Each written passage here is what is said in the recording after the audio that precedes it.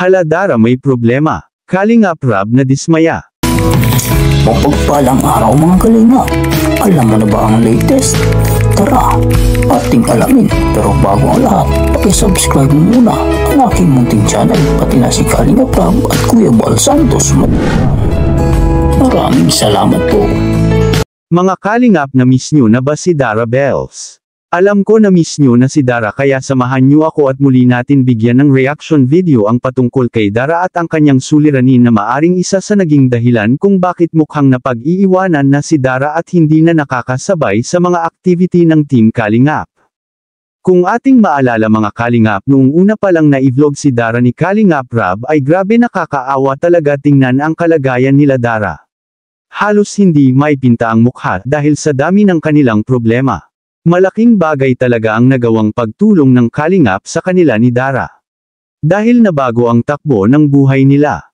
Kung dati ay hirap na hirap sila Dara sa kanilang pang-araw-araw na pangangailangan at mga gastusin sa kanilang pag-aaral ng kapatid niyang si Bea.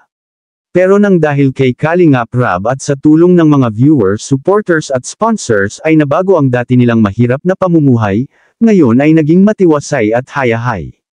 Planong pumunta ng Bagyo ni Kalingap Rab at in-invite niya na din ang mga Kalingap Angels na maaring sumama, sila Carla o ang love team ng John Carl, Edsy, Danjoy at Sid Rose ay makakasama, maliban na lang kay Dara. Maraming nagtataka kung bakit halos hindi na naaalala si Dara, at sa mga vlog ay bihira na lang siyang may sama o makita. Sinasabi ng marami ng ating mga mahal na viewers at supporters na dahil wala ng ka-love team si Dara ay parang nagbago na ang tingin sa kanya, hindi kasi kagaya ng iba na tuloy-tuloy ang love team nila.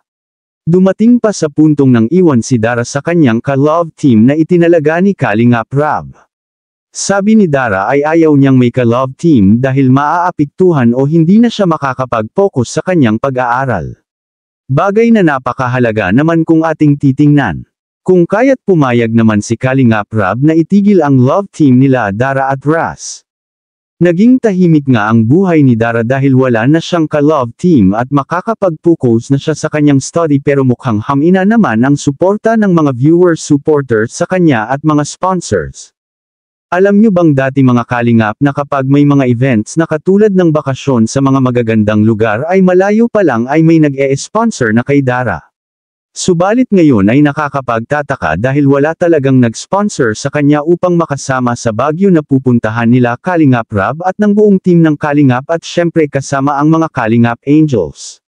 Hindi din naman pwedeng si Kalingap Rab ang mag-shoulder ng gastos para kay Dara para makasama sa short vacation nila sa Baguio dahil malaki ang gastos. Sa ibang bahagi mga Kalingap, Dara may problema. Kalingap Rab na dismaya. Ito ang sinabi ni Kalingap Rab, panoorin natin, narito ang video clip. Tumaba po si Dara. Yun nga po, sinasabihan ko po si Dara na i-maintain niya yung kanyang katawan, na kung paano siya natin, hindi naman sa yung saktong pagtaba lang, hindi naman yung sobrang taba. Kasi, syempre, di ba mga kalingap, palagi kang makikita, hindi naman maiwasan yung body shaming, maraming sasabi. Yung mga pag-vlog sa kanila, yun lahat ang comment, halos puro ganun, magtaba daw, nagpabaya. Kasi for me, syempre dapat may disiplina din po tayo, di ba? Anong masasabi mo tungkol dito mga kalingap? I-comment mo lang sa baba ang gusto mong sabihin at ating babasahin isa-isa. Maraming salamat po. To God be the glory.